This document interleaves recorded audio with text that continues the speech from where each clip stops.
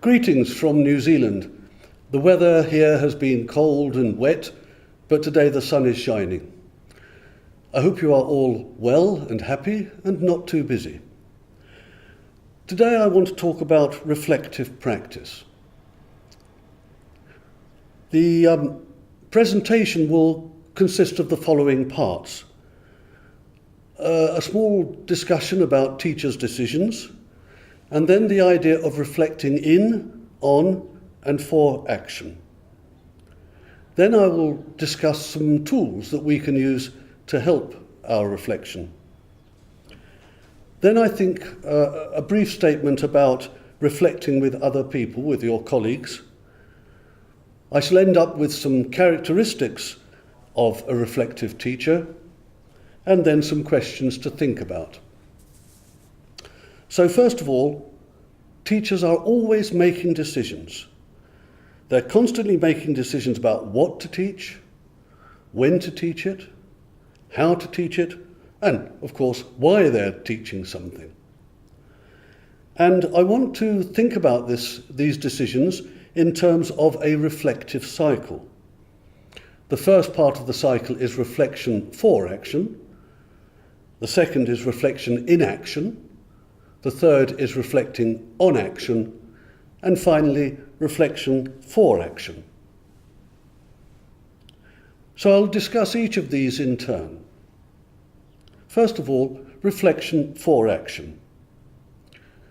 When preparing a lesson, you and any other teacher make decisions about what to teach on a particular day, how to order the parts of a lesson, how much time to give in each phase of the lesson, how to begin the lesson, and how to end the lesson, and so on, and so on.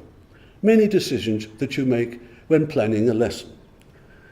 These decisions require you to reflect for action in advance of doing anything.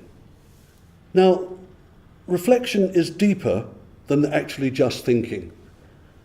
When we finish a lesson, we are quite often quite happy to go back and have a cup of coffee and talk to our friends and just think about the lesson in general terms. But as the experts such as Donald Schoen say, reflective practice is the capacity to reflect on action so as to engage in a process of continuous learning. So the whole point of doing reflective practice, is to enable you to be a better practitioner. And in doing so, reflection is an important part of professional development. So, first of all, let's think about reflection using lesson plans. Writing a lesson plan is reflection for action. You're making decisions about what you're going to do. And during the lesson, it's a good idea to take time out during a lesson to make some notes on the lesson plan. This is reflection in action. For example, when the class is engaged in group work, it's quite easy for you to move to a quiet corner of the room and just make some notes on your lesson plan. What are the good and bad episodes? You can also look at the lesson plan after the lesson and reflect on what happened during the lesson. Your thoughts and feelings about how the lesson went.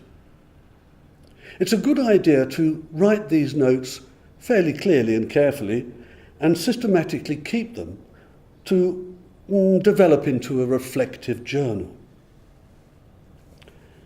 Now, I mentioned about reflecting in action, and I said that you could make notes on the lesson plan. But another way to do this is to record with a digital voice recorder, which you can keep in your pocket or perhaps on your desk, to reflect in action. So I suggest from time to time, and I'm not, of course, saying you should do this every lesson, but just from time to time, audio record a lesson that you're teaching.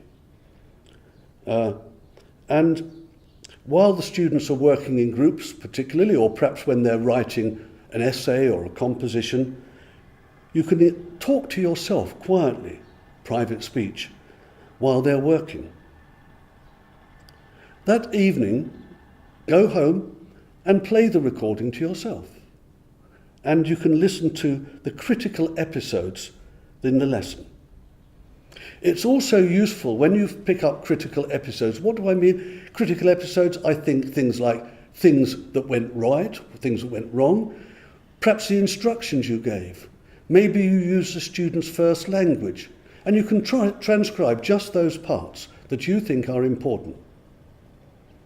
And then you can reflect on how improvements can be made. So you can use this digital voice recorder to reflect in action, and then afterwards reflect on action, and then use your notes, perhaps written in your journal, for reflection for action.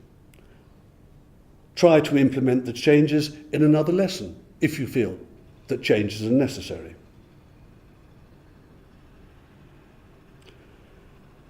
Tom Farrell, who's a very noted expert on reflective practice, has recently written a book about reflective writing. So he suggests, as I'm suggesting of course, to keep a reflective journal on and for action. This journal can capture important ongoing development in your progress as a teacher. Your thoughts, beliefs, feelings, ideas from the other action and insights that you've gained. Significant events in and around the classroom.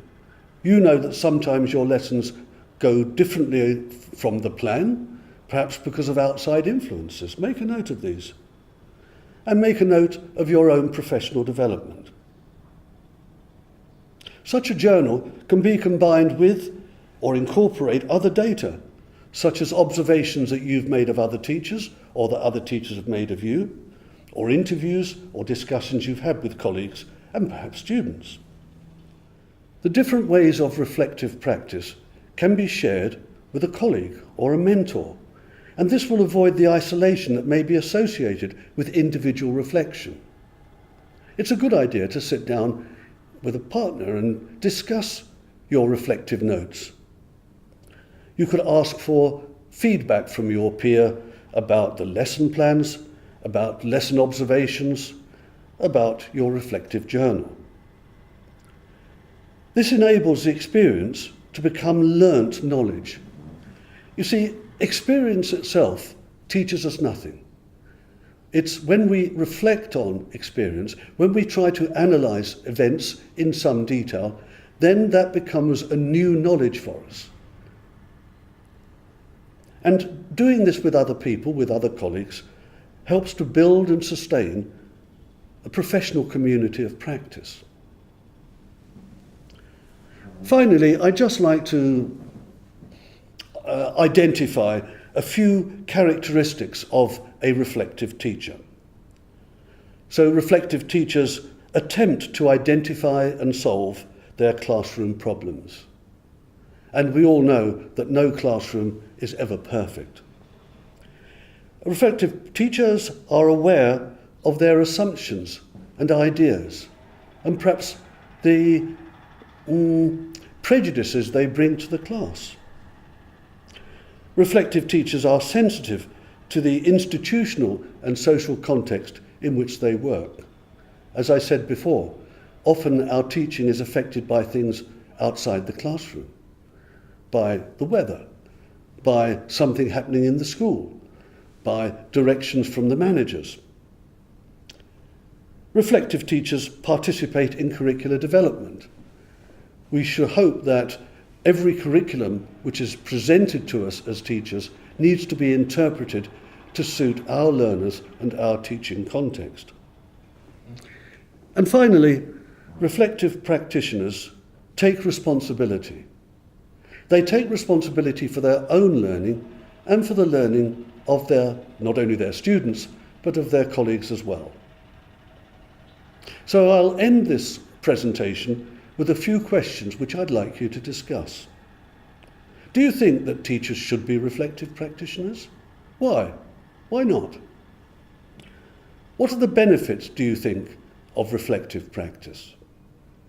What are the constraints? What are the issues that prevent reflective practice such as I've suggested in this presentation?